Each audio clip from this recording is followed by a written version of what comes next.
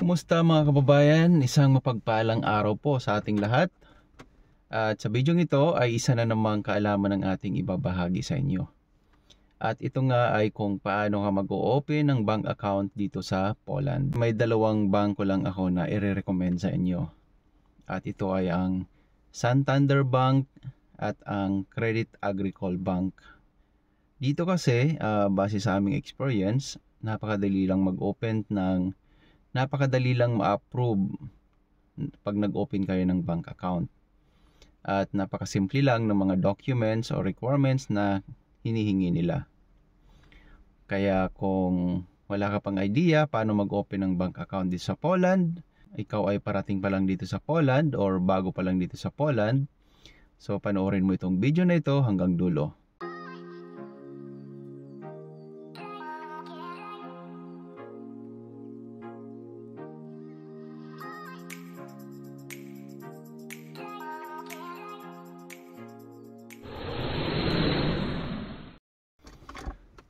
Ulitin ko, so dalawang bangko lang yung maire-recommend ako sa inyo na based sa aming experience ay talagang napakadali lang mag-open ng account dito at napakasimple lang ng mga documents or requirements na hinihingi nila.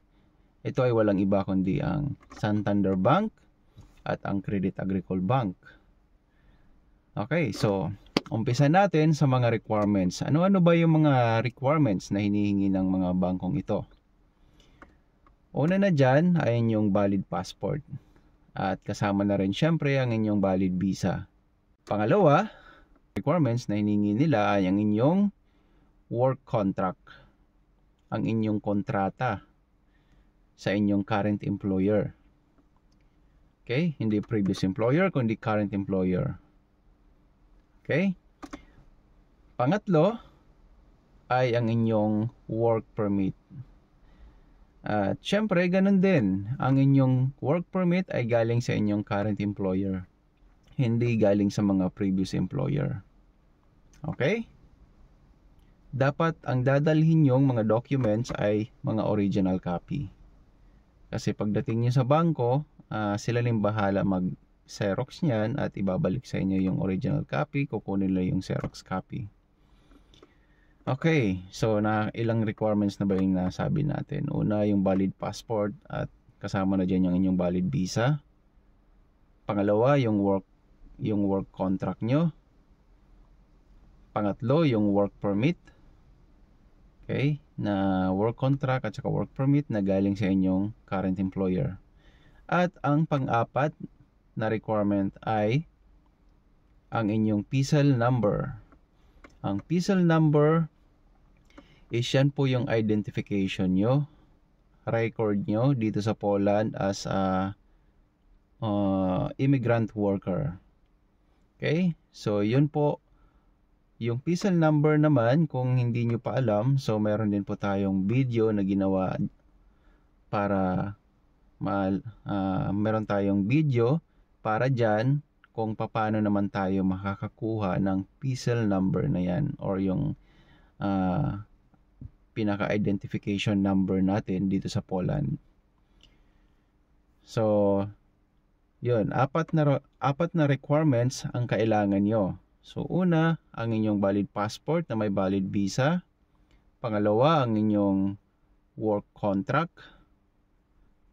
Okay? Pangatlo, ang inyong work permit. At ang pang-apat ay ang inyong PCL number. PCL number po, dalhin nyo rin po yung inyong form. At ang panglima, kailangan alam nyo ang inyong kompletong address.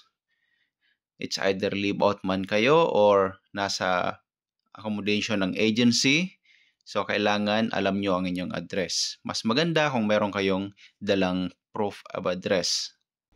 So, napakasimple lang po ng mga requirements at kailangan nyo lang po ay pumunta sa kanilang mga branch na malapit sa inyong location at dalhin nyo itong make sure na dala nyo yung inyong mga requirements.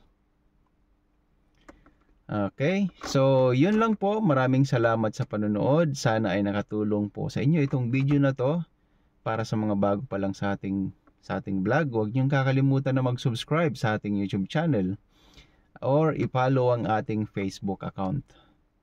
Maraming salamat at see you in my next video. Bye-bye!